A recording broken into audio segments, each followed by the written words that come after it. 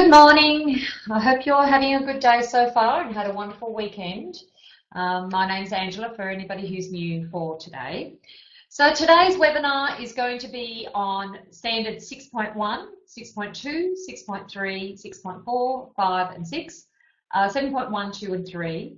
And these standards are complaints and appeals and financial viability.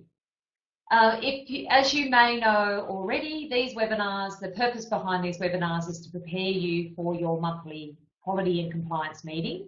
And at those quality and compliance meetings, you should be discussing a couple of standards. As you'll see on my PowerPoint here, within your quality and compliance manual, you actually have a continuous improvement cycle, which is a replica of what I've got here. This continuous improvement cycle is identifying what standards you should review on a monthly basis. What we have found is that by reviewing these on a monthly basis at your Q&C meeting, you're more likely to be more successful in implementing your policies and procedures and more likely to be successful in ensuring that you are actually complying with the legislation and the standards as required by the standards of RTOs. So what we've done is we've decided with these webinars that we will discuss a few of the standards each month so that you have a better understanding of what those standards mean. So with complaints and appeals and financial viability this month, the complaints and appeals is a key area that it has a huge focus in audit. Financial viability and governance is the other area. Standard 7.1, 2, and 3 is all about the governance of the RTO as well. They're at your overall compliance. So that's why I've put them in with complaints and appeals, because they're quite easy to review, because basically if you're not compliant with any standards, you're going to have some non-compliances around these ones as well. Okay, so the idea is, if you have any questions at any time, please post them in the chat forum on the left-hand side of your screen. I will read them as I go. So if you're not understanding what I'm explaining, please post a question and we'll go through that question. I'll go through that question as well.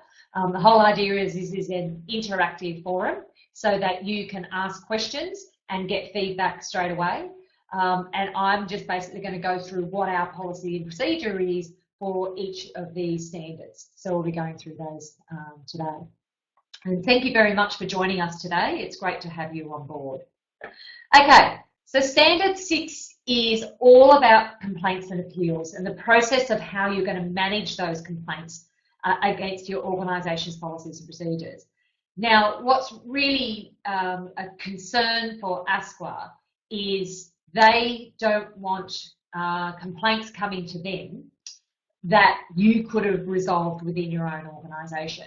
But they also want you to have a mechanism in place to ensure that all your students understand how they can submit a complaint and that and they want it clear, and what they also call it is through ensuring that the principles of natural justice and procedural fairness, which is under 6.3, is being followed, so that you have a fair process throughout how you will manage a complaint. Compared to the standards that they had last year, they've actually put a lot more information into these standards for complaints and appeals, and they're putting a lot more emphasis on what is your process for managing those complaints. Because what's happened in the past is they've had a lot of complaints that have gone direct to ASQA. The last thing you want is your complaints to go to ASQA. You need to deal with them within your own organisation before they go to ASQA, because ASQA have to act on every complaint that is submitted. Recently, I've been going to audits this year. We're up to ASQA audit number 22, I just conducted last week. The auditors have, whenever I've got a line in our policies and procedures that students can make a complaint to ASQA if the process hasn't been followed within our policies and procedures. A lot of the auditors are making comment now they don't want that in there. Apparently they've just been inundated with complaints and they have to act on every single one of them, and it's been a bit of a nightmare for them. They're getting complaints like things about air conditioning, food, and things that they don't really want to know about. The complaints they want to know about is where you've broken the compliance requirements of the standards, number one. and you're ensuring that you're looking after your students. So they're the concerns that they're wanting to look at, and also assessments, so fair judgments on assessments as well. So when that's the only type of complaints they want to see, you should have a process in place to ensure that your complaints are managed so it doesn't escalate to the level of getting to ASQA. Okay, standard 7.1 to 3 all relates to effective governance and administration arrangements within your organisation, in particular in relation to your financial viability and how you are protecting learners' fees that are paid in advance. So that's mainly what those areas are. We have 3 payment mechanisms that we have in our policies and procedures, which I'll be going through today. And that's how we're going to be protecting the fees. And basically, you have the option to use those 3. The main one that we use is that we have a threshold that you will not take any more than $1,500 payment. So we'll go through that one as well into a bit more details.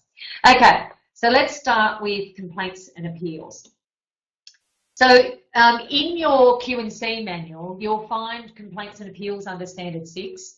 And we have a whole, I think we have about 6 pages on complaints and appeals. It's actually quite 7 pages.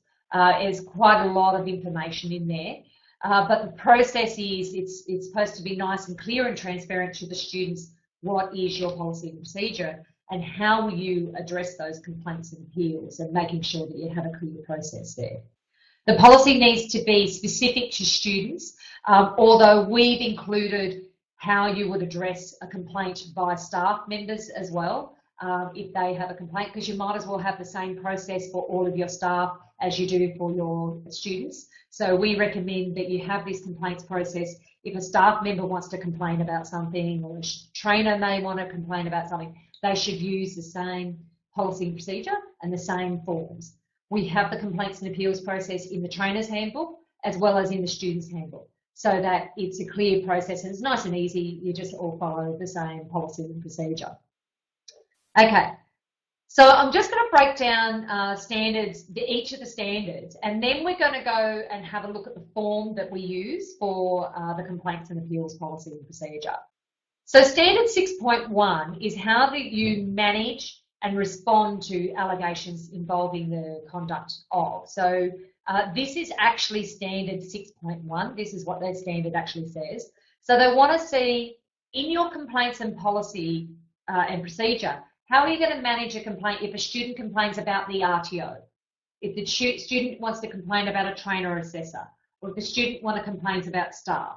So this one we've found this year that had a big emphasis on it's actually against these different areas that they want to see the complaint. So we've actually modified our form this year and actually addressed this specifically. So I'll show that to you. We've actually got tick boxes that they will have a look at, that they can use to tick who they're making a complaint about. Yes. They also want to have a look at how will you manage complaints about third parties. So this could be that you have someone who comes into your organisation and delivers one component or a component of the course that you're going to be delivering. It might be a speaker, it might be an employer, it might be you deliver a qualification that has first aid as one of the units, and you have an external organisation coming in and delivering one of the units, so delivering the first aid unit to your students. So there must be a process for the students to also complain about those third parties. And it could be trainers and assessors from that third party or their assessment tools and things like that. And if the other third party is an RTO as well, so if they're delivering first aid, for example, they also need to have a complaints and appeals process, but you should manage it within your organisation as well. It could be that you have another organisation delivering training and assessment on your behalf, for example, partnership.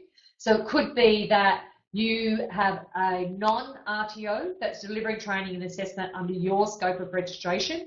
You need to also manage how are they managing the complaints and appeals, and that all the complaints and appeals still have to come through you. So you can have a process where the student complains directly to you, or it could be they complain to the third party and the third party has to report it back to you. But you need to make it really clear how are you going to manage your complaints and appeals with these third parties. How are you going to ensure that they are going to manage that and get that back to you so that you're reporting on a monthly basis as well? And also they may have a complaint against another student within the RTO, so a learner of the RTO. So you need to have a process in place for that. So we have that in our policies and procedures. We've covered all these areas in there. And so far, thankfully, we've been 100% compliant with these. We've had some minor adjustments that we've had to make this year. For those who don't know, last year, the end of last year, we had different standards. And as of the 1st of January this year, we had new standards that we had to comply with. And there was, in the complaints and appeals policies and procedures, there were major changes that had to be implemented into our policies and procedures to ensure that they comply with the new legislation. So, and the big thing is these areas, how we're managing that complaint, and more specifically down to a complaint against the RTO, a complaint against the trainer assessor, a complaint against third parties, and how we're going to manage that. So what we've done, and I'm just going to switch you over to my desktop and show you my the form that we have for complaints and appeals. So that should just come up soon. So on the complaints and appeals form, just let me know, you should see it on your screen now. Just let me know if you cannot see it on the screen just by notifying me in the chat section. Looks like everybody's got it. Okay, so this complaints and appeals form, you'll see on the right-hand side in this column here, we have complaint against. So this is where the student can tick one of these boxes. So they could have a complaint against the trainer, another student, a staff member of the RTO, so it's got to be clear that they can complain about staff.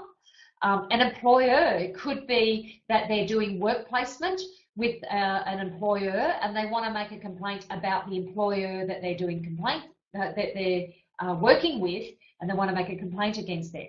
Now this is really good for identifying future work placement areas. Like, you don't want students going on work placement with an employer that is not going to be looking after them. So you want to get that feedback, and the worst thing you don't want is for them to make a complaint against, you don't want them to make a complaint to ASQA about the employer either.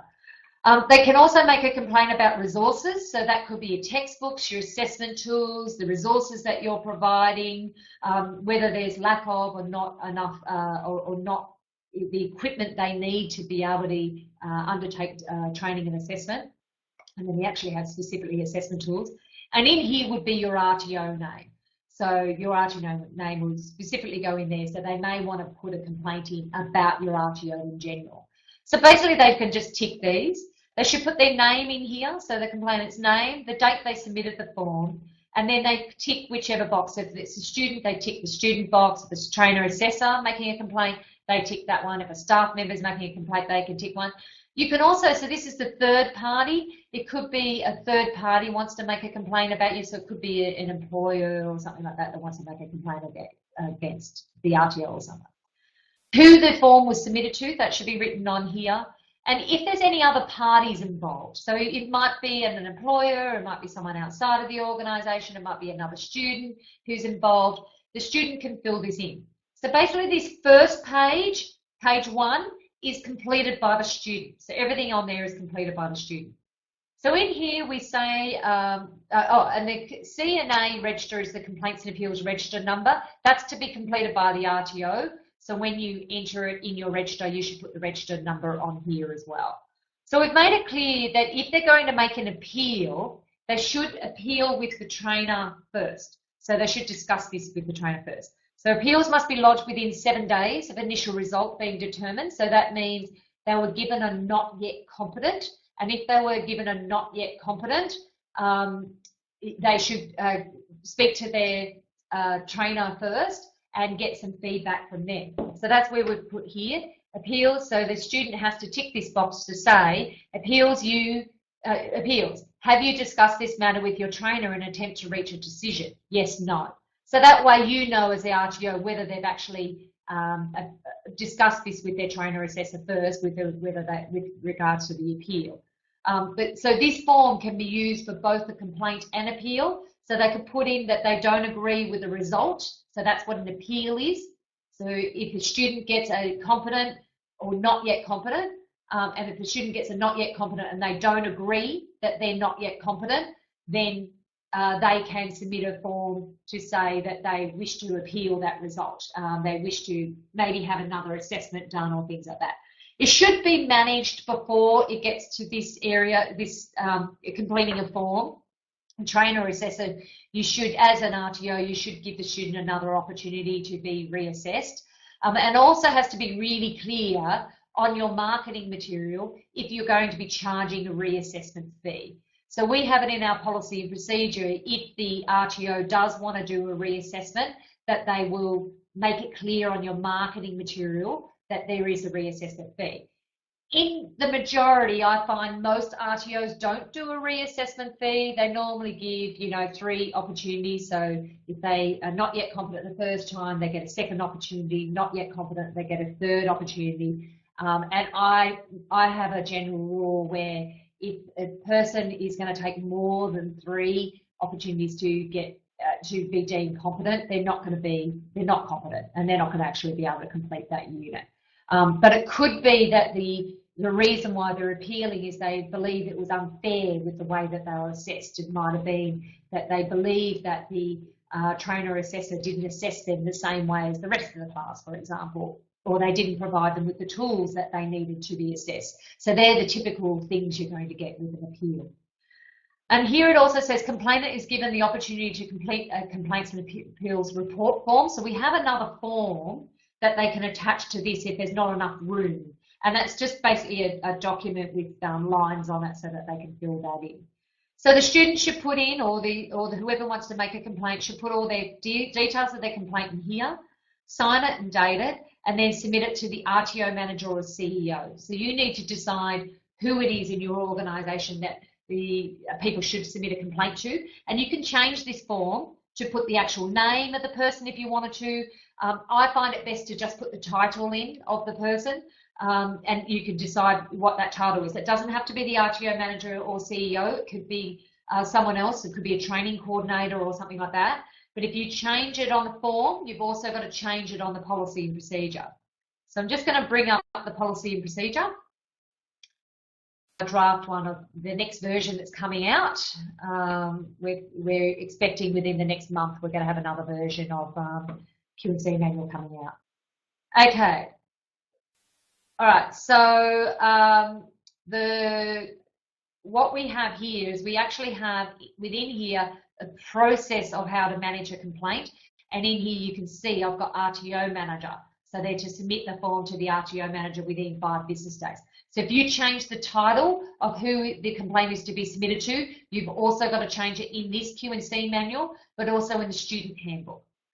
We make the RTO manager the person responsible for most of the policies and procedures, so that way we have a consistent approach of who they go to when they want to make a complaint. It's up to you. If you want to change that policy and procedure and change the role, that is fine, not a problem, but you need to make sure you update it within the Q&C manual, the student handbook, the trainer's handbook, and on the relevant form. Okay. So I'm just going to go back to our slide now. Maybe you can just say hello to me.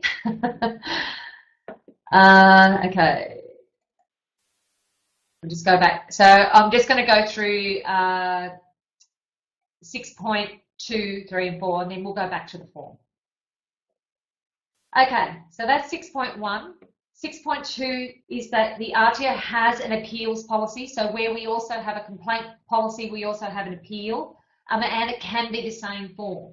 On the ASPA audit tool, it actually says it can be on the same form and it can be the same policy and procedure. And this is to manage a request for review of decisions. So as I explained before, if a student disagrees with the result that they have received for their appeal, you need to have a process for their assessment, you need to have a process in place to ensure that they can appeal that result. And it could also be by third parties providing services on the RTO's behalf. They can also appeal that result. So where I was talking about a partnership, we have another RTO delivering training and assessment under your scope of registration. They can also make a complaint about them as well. So we just have that within the policy and procedure that you're going to do that. Okay, 6.3 actually stipulates what needs to be in your policy and procedure. So one of the things that they've addressed, this is new, this came in this year, is ensure that the principles of natural justice and procedural fairness are adopted at every stage of the complaint and appeal process. This one was a very interesting one. When I had to write this one, I was like, well, how do I address that? How do I ensure natural justice and procedural fairness has been addressed? It's very interesting to figure out, well, how are we going to ensure that we're doing that? So basically what it is and what ASPA are requiring is that they want you to have a process in place for ensuring that you're acknowledging the complaint, that you're having meetings about it, you're discussing it, you're undertaking further investigation, and that you have that sort of process in place. So what we've done is we've actually got in here on the form, we've got the whole process. So recommended action required for improvement. So we've actually got in here, and this is one of the standards actually says that you've got to have written acknowledgement. So we've got written acknowledgement is going to be conducted within 5 days. So what that means is the student has submitted or someone has submitted this form and you have sent them, it could be an email or a letter or a memo that says, we acknowledge that we have received your complaint and that we are processing it in accordance with the policy and procedure. And that's it. That's all you have to say. So you can have a standard email that you could do that. Complaints and appeals if you're working in accordance with these policies and procedures and you are following these policies and procedures, you'll hardly get a complaint. It's very, very rare that you will get a complaint. But you need to ensure that you have good practices in place to ensure that you have a complaint. Now, then sometimes in some qualification areas as well, I find, you might get a lot of complaints because that's typically the type of people that you're going to get in your courses. So it might be that you do get complaints, but how do you manage those? So it just depends on the RTO. I know from my experience when I had my RTO, we would get maybe 4 or 5 complaints in a year. We didn't get very much at all, formal ones anyway. We did get informal ones, but we managed those in our meetings. So in here we've also said that you're going to hold an initial meeting. So that could be a meeting with the complainant or the third party or the manager or something like that within 10 business days. And that you're going to discuss it with all parties involved in the complaint in order to find a solution agreeable to all parties. And if it's not found, what are you going to do next? So the next process is you're going to take further investigation. It could be that it's referred to a manager or a nominated person. It might be a third party that you get involved, someone that you get into the organisation. Sometimes it could be even the police. It could be Fair Work. It could be fair trading. There's all sorts of different other third parties could be involved. It could be a counsellor that you've got involved because the student may have had personal issues and the counsellor has got come in. And did you need to refer them to a third party? The other area is now, so what ASPA have done, instead of getting all these complaints, they've set up a national training complaints hotline. So all the complaints can go through this hotline instead of through the ASPA Complaints Centre. So this could be that you need to refer it there yourself. It might be that it's got to the stage where you can't manage it, that you need to send it to the National Training Complaints Hotline, or it could be the student has already done that. They've submitted a complaint to the National Training Complaints Hotline. So you want to reference it on here so that you know whether that happened. So, and as I said, some of the third parties could be police, a hospital. It could be some government funding bodies. So it could be that there was a complaint made with regards to the funding contract that they're under, and that you may need to discuss it further with the Department of Education and Training or something like that. So you may have to go through there. So the RTO is responsible for acting upon the subject of a complaint and appeal found to be substantiated. So they're responsible for doing this. And this is where you put the appeal outcome on here as well, and then the feedbacks on complainant. So that's basically, that process that we have there is how we ensure the principles of natural justice, and that you have a procedure in place that ensures that the student is, their complaint is being reviewed, and that you have a process in place to ensure that you're having a look at every area of that complaint, and you've given the student lots of opportunities to make that complaint and have a process for it. Now, your policy and procedure for complaints needs to be publicly available. So what we recommend is that you have your student handbook easily accessible. We also have a short policy and procedure on complaints and appeals on the back of the enrolment form, so that students can also see it on there, so that's publicly available. And it might be that you need to have your student handbook on your website so students can download it from there and see the whole process, but it should not be hidden. It should be easily accessible. If anybody wants access to your complaints and appeals policy and procedure, they should be able to just ring or go on your website and they should be able to check that. Now, I have no problems with you putting the student handbook up on your website, and I highly recommend that you do put your student handbook up on the website, because that makes it easier for students to download. I don't think you should be printing lots of policies and procedure manuals. It's just a waste of paper. Let's save some trees. It should be out there for students to be able to have access to, so they understand what their responsibilities are.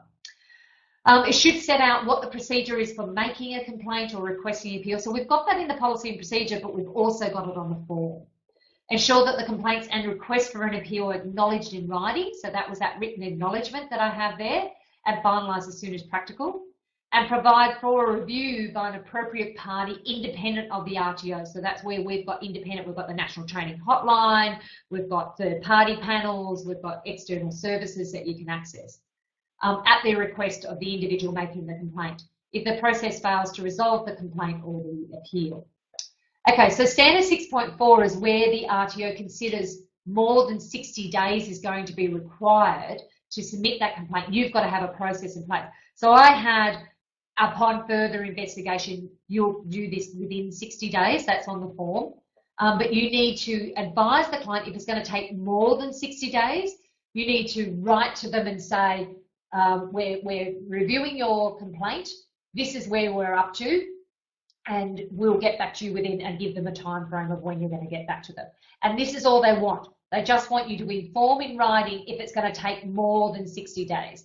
Now, it would be extenuating circumstances where it would go over 60 days. Most complaints are resolved within a week, I would say. I couldn't see many complaints going over a week, but it just depends on what the complaint is about. And that you're regularly updating the complainant. So when you receive a complaint, don't just get the complaint and then don't notify them of what you're doing. Let them know how you're progressing and what you're doing, and who you've referred to, and maybe who you're discussing with. But it should be clear to the student that their complaint is being looked into and that you are doing something about it. 6.5. This is basically what they want to do, is secure the confidentiality of the student. So all complaints and appeals forms should be stored in a locked filing cabinet. So you should have the complaint and appeal form should go into a complaints and appeals register. It could also be in a locked room, so it could be the RTO manager's office where you could store that as well. I'd also recommend any complaints and appeals you receive from a student, you scan it and upload it to your database. So you have a copy under the student name. So you have a copy under the student's file in the database, and you have a copy in there, and then put the hard copy, and we recommend you have a complaints and appeals register, and you put it in the complaints and appeals register so that you can review it at your monthly meeting. And that you identify potential causes of the complaint. So you need to have a look at, well, what could have caused this complaint? And one of the big things, and this is what we've got in our procedure, is that you have some corrective action. So it could be that you receive a complaint that could be an opportunity for improvement. So you need to identify, is this something that we need to improve in our practices to ensure that we don't get this type of complaint again? Is it something that is, and it could be an issue again in our organisation? And how do we manage that risk to ensure that this is not going to happen again within your organisation? And this is good business practice for you to do this, not only to comply with the standard, but also your business practice to ensure that you are managing the risk within your organisation so that this sort of thing doesn't happen again, and that you get a better understanding of what type of complaints people are putting in and how your RTO is actually operating. And that's why we get you to manage this on a monthly basis and take these. So each month you are to attend your Q&C meeting, and one of the agenda items on the meeting agenda template is complaints and appeals. Now, if you didn't have any for that month, you just say not applicable on the minutes, but if you did, you should discuss it at the minutes. Even though you may have resolved the complaint, you should discuss it at your monthly meeting. So it could be, we received this complaint, this is what happened, we spoke to the student, we discussed this, we put these actions in place to ensure that, corrective actions in place to assist the student, but we've also put these corrective actions in place to ensure that it doesn't happen again. Or it might be that you're discussing those corrective actions in the meeting as a team to work out how do we ensure that this doesn't happen again within our organisation. And that would be the main point to discuss complaints and appeals in your monthly meeting, is to ensure that there is corrective action put in place so that this doesn't happen again within your organisation.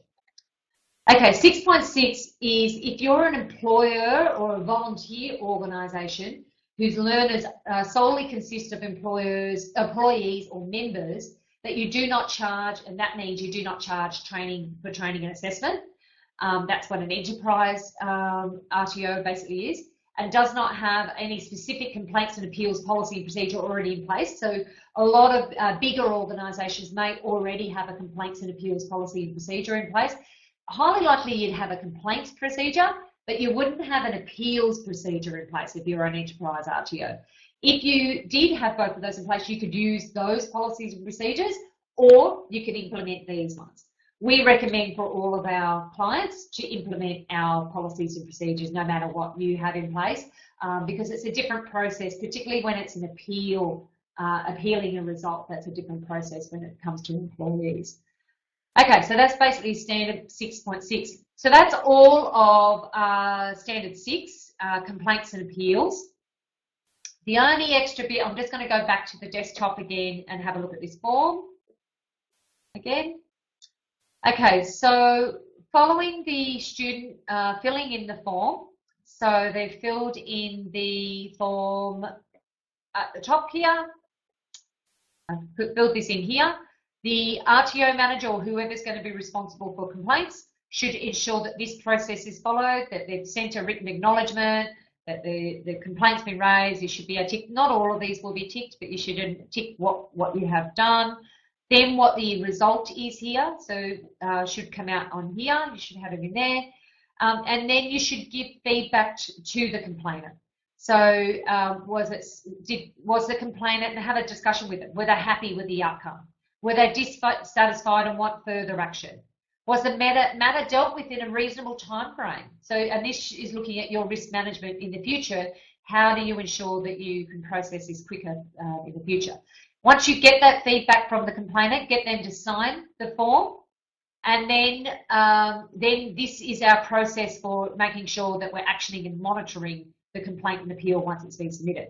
So it might be that you need to write an opportunity for improvement. So it might have been something you identified through this process that could be improved through your practices within your organisation, where you could write a policy, maybe a new policy and procedure. It might be that you need to implement some resources for corrective action to assist with the student.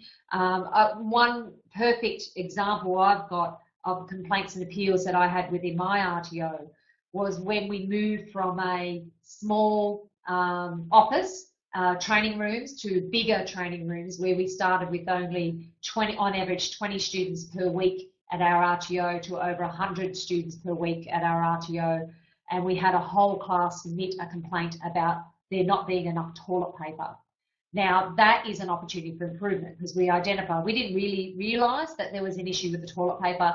They all submitted this complaint, and then we installed large toilet roll holders. So that was an opportunity for improvement, because we identified, okay, we're running out of toilet paper, the students are complaining about it, let's put in an opportunity for improvement to improve this practice, and that's what we did. So that's an excellent example of an opportunity for improvement.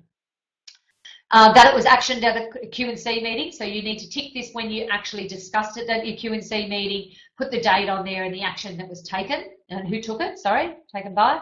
Was there a policy and procedure updated? There may not be, there may not have been a policy and procedure, but you may have needed to update one.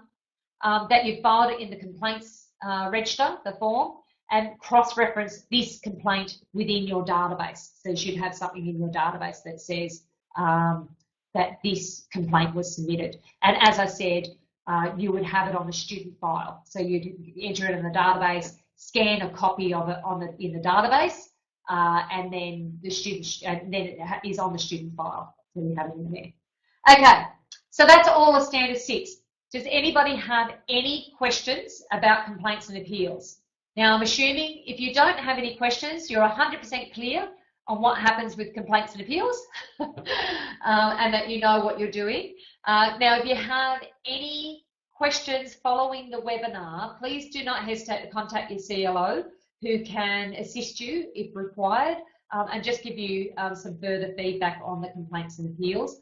And we also discussed this one at the RTO compliance workshops that we deliver as well. So we go through that one. We don't go into form into as much detail. So I'm hoping you found that quite informative, having a look at the form. Okay, we've got no questions. So up to Standard 7.1 and 7.2.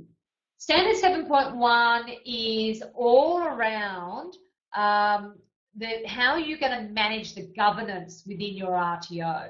So basically that you will comply with the policies and procedures and basically the standards for RTOs. So 7.1 is the RTO must ensure that its executive officers or high managerial agents are vested with sufficient authority to ensure the RTO complies with the standards at all times.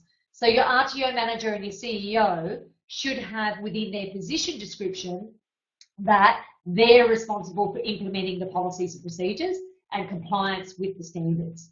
And that they are responsible for the best way to ensure that they are complying with those standards is by holding an internal audit, conducting an internal audit on a yearly basis. We find that's the best way, because how else can you ensure that you're complying with the standards than by having an internal audit on a yearly basis? And that's basically what they're insinuating here with the policy and procedure, is that you need to have some sort of practice in place to ensure that you are complying at all times. And 7.1b is meet each of the relevant criteria specified in this fit and proper person. So all senior management who makes significant decisions about the RTO are to complete a fit and proper person form. So it should be the CEO, RTO manager, compliance manager. All directors of the company must sign a fit and proper person form as well. So that will be for your initial registration, and then every year for re-registration, you need to make sure that's kept up to date. So if you get a new CEO, you get a new compliance manager, you get a new RTO manager, you get new directors, they must complete a fit and proper person form. That should be part of their recruitment process, and then that should be submitted to ASQA on a regular basis. So standard 7, so that's basically 7.1, is that you'll comply with those standards and that you have practices in place to ensure that you will do that. And as I said, the biggest way is by holding internal audits. Now we have the policy and procedure for internal audits under standard 2.2, which is your continuous improvement process. So we have a whole process on how you can do that.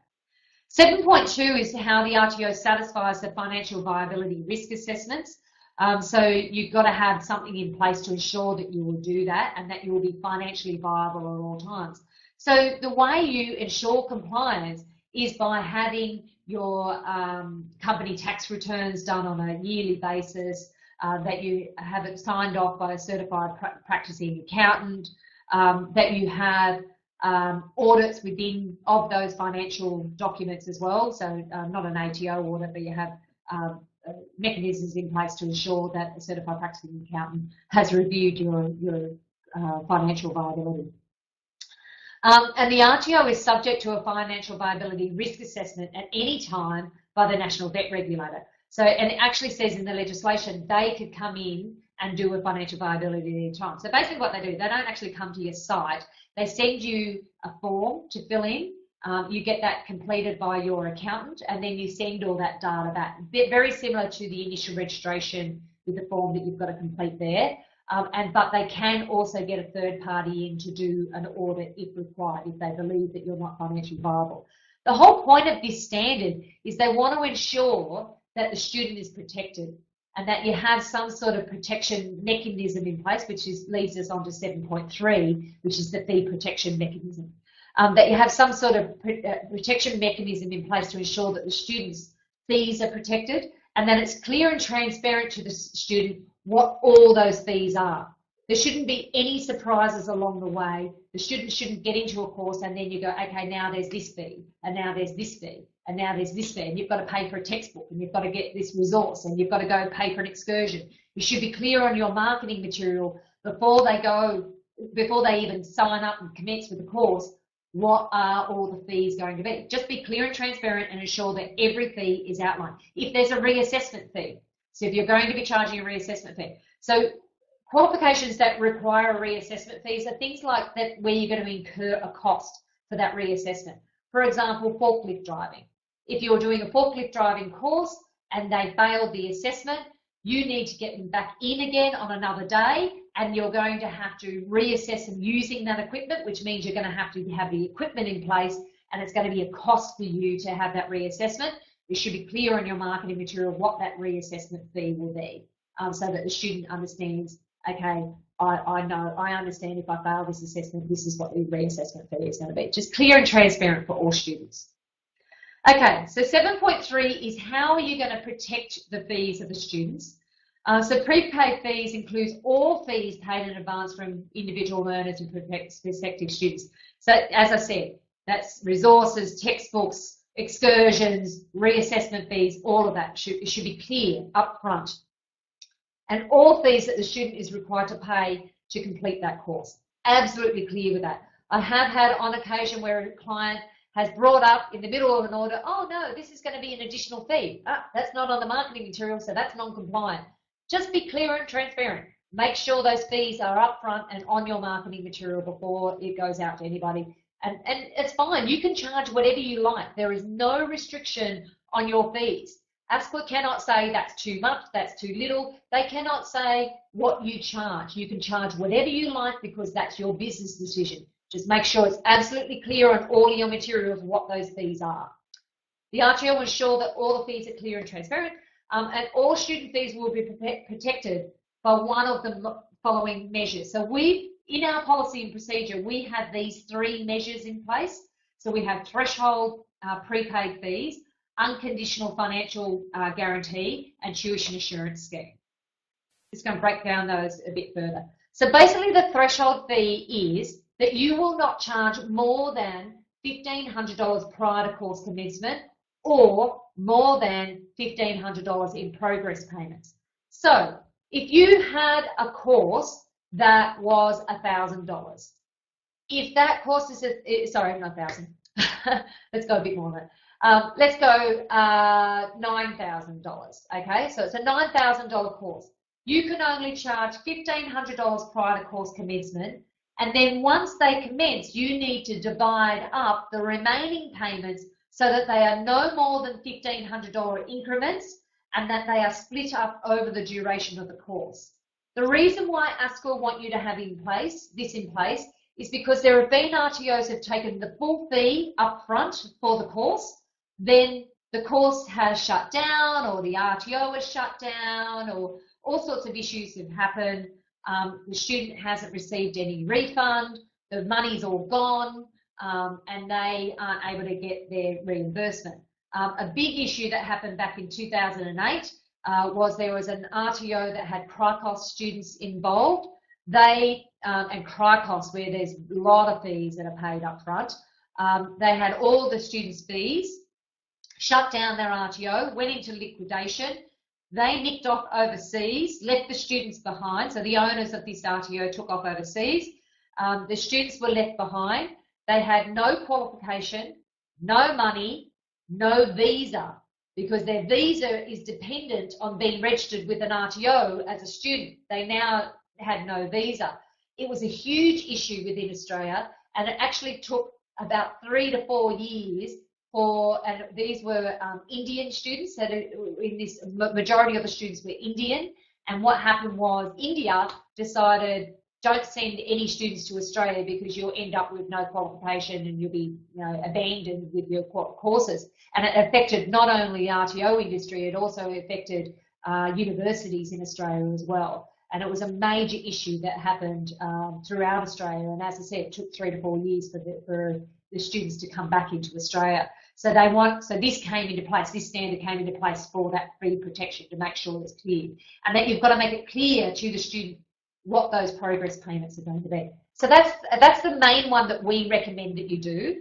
And it's the best way of getting through audit is what we do for initial registration. So this is if you charge less than $1,500 for your full course, you can take the full fee up front. So you don't have to worry about the breakdown and payment plan or anything like that. You can take the full fee up front.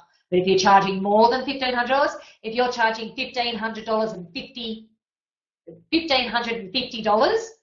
then you can only take $1,500 prior to course commencement. We recommend that you take a deposit of $500, and there's an admin fee of $150. So if the student withdraws, they get a refund of the $500 minus $150 for an admin fee, because that's on average what it's going to cost you as to administer the student enrolling and then unenrolling and taking them out of the course. So we recommend, and as I said, you can charge whatever you like as long as it's clear and transparent. So we have it on your marketing material, $150 administration fee, which is non-refundable, and then a deposit, which is refundable minus the administration fee. Okay, so that's threshold prepaid fee. Unconditional financial guarantee and a tuition assurance scheme. So basically the two other options that you have, we have it in our policy and procedure manual. You can take any of the three options that are in there. We recommend you go to audit with the threshold prepaid fee policy, because we know that'll get through audit and it doesn't cost you anything. Whereas these other two mechanisms cost you money, and we don't want you incurring fees before we even get you set up as an RTO. So the first one is a bank guarantee. You need to apply for this through the bank, and there are fees that the bank will charge for that, and they also apply interest to that. So it's a guarantee by the bank that says if you default on any payments, they will guarantee you, and it's like an insurance mechanism by the bank where they will pay. If you have to refund a student, they'll pay that refund. But in order for you to get a bank guarantee, you've got to put your mortgage up for it, so your house is at risk, because if you don't pay the money back to the bank, they can take your house. It could be other equity that you have that the bank has a holdover in order for you to get that bank guarantee. So there are risks involved with you having a bank guarantee as one of your fee protection mechanisms. So it's not one I recommend, but it might be one that you might want to have in place. And the other one is you can, so there's a tuition assurance scheme. So the tuition assurance scheme is like an insurance organisation that will insure you, a bit like the bank, that you pay a yearly fee for this tuition assurance scheme. And currently it's only ACPEC, the Australian Council of Private Education and Training, that has this tuition assurance scheme in place. It's also a requirement for anybody doing CRICOS.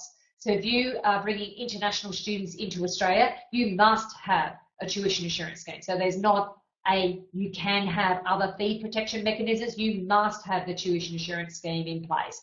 And that's the only one in place at the moment. I think there are other organisations that are looking at setting this up, but ACPEC's the only one that has this in place at the moment. Now, there are other mechanisms. You can actually apply to ASQA to have a fee protection mechanism put into place. So you could develop one for your own organisation and go to ASQA and say, this is what we propose, and you'd have to have a full report on what you propose and how you'll manage it for them to approve it or unapprove. They may not approve it, but you need to submit it to ASQA for them to approve. Now, it could be that you have a trust account in place. So you could set up a trust account, that money goes into the trust account, so the student pays the full fee up front, you put the money into the trust account, and you only take $1,500 increment instalments as the student progresses through the course. So you'd have to have a process in place on how you would manage that trust account, and you'd have to submit that to ASQA to be approved. So that's another way that you could have fee protection. Not, as I said, it's not the one that I recommend. I recommend that you do the fee protection mechanism. I found it worked perfectly well when I had my RTO, but there are some areas where you might want to have fees paid up front, because it might be you've got students who may not pay their money. You also get, I used to get it all the time in my RTO, where students just wanted to pay their full fee up front. So they wanted to have that in place and paid up front before they started the course. So you need to have some sort of mechanism in place for protecting that. Okay, that's our webinar for today. I didn't get any questions, so I'm hoping I explained everything really clearly to you. Is there any questions about fee protection measures? If you do, post it on the page now, and I can answer that question for you. Now, I'm just going to go back to the continuous improvement cycle. The standards we've got to review in December are 7.4, 5, 8.1, 2, and 4. These are really, really easy ones. It's basically that you have policies. Standard 8 is about policies and procedures, about other legislation, ensuring that you have other legislation within your organisation to protect students. But there's also, and there's some other fee protection measures and things like that. It's a really simple one. I have really simple ones in December because normally most RTOs are really busy in December and they don't have time to do so much focus on the policies and procedures. They're normally doing the end of year reporting and getting ready to finish up for the end of the year. So I've got something nice and simple for you. And because it's Christmas, we're going to have a little special Christmas webinar for our next one. And my aim is to get the team on here so that you can meet the team at our next webinar. So that'll be very nice for everyone to be able to meet the team. And it's the last week before Christmas. So I think I've got it on the Monday or Tuesday before Christmas. Your invite's all gone out. So hopefully I'll see you there at the next webinar. Thank you very much for joining us today. It's been a pleasure having you here. Not very many, no questions actually. So I must have been very clear. And have a great month. And I'll catch up with you again soon. Thank you very much. Bye.